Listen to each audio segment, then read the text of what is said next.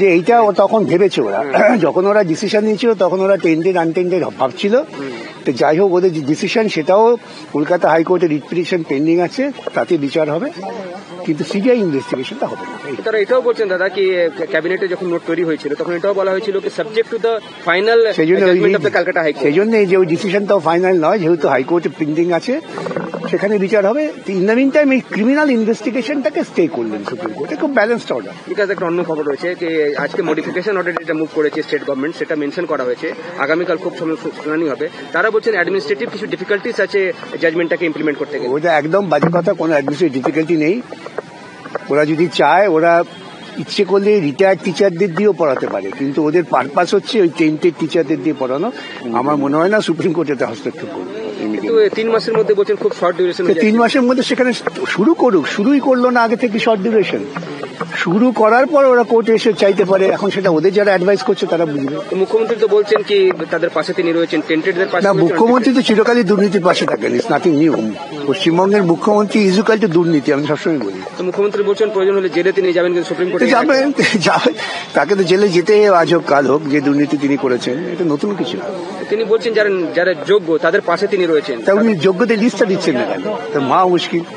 উনি মিটিং ডাকলেন, সেখানে তিনি বলতে পারতেন যে আমি দেখেছি যোগ্য হচ্ছে রাম, হরি, রহিম, করিম, কথা বলছেন না।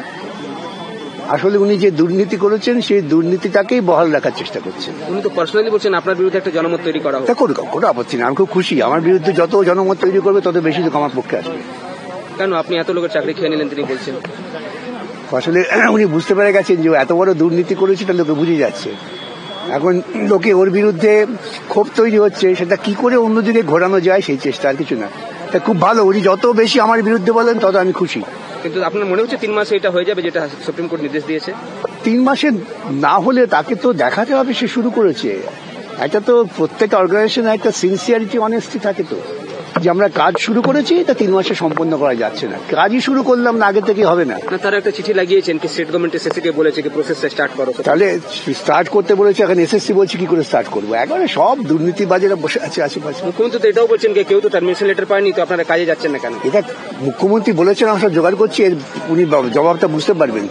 যেখানে পুরোটা খারিজ করে দিয়েছে ডিভিশন বেঞ্চ, তারপর সুপ্রিম কোর্ট, তারপর আবার টার্মিনেশন লেটার দিতে হবে নাকি? এবার উনি বলে ওকে যদি অনাস্থা প্রস্তাবে সরে যান, তখন বলে আমাকে তো অনাস্থা হয়েছে, কেউ চিঠি লিখে দেয়নি। সব পাগলের কথা। Supreme Court today said that the direction of the Honorable High Court for CBI investigation against the cabinet, that was uncalled for. Therefore, Supreme Court has quashed that part of the order. Therefore, the CBI now may not carry on any investigation against the cabinet members for the cabinet decision, not for other things. And the court has clarified that all other directions of the court that will continue to be operative except the portion of CBI investigation. So far the cabinet decision is concerned, nothing else, nothing more. Sir एक बार हिंदी में बता दीजिए, ममता government के लिए कितनी बड़ी राहत की बात है? ये राहत की बात है ही नहीं।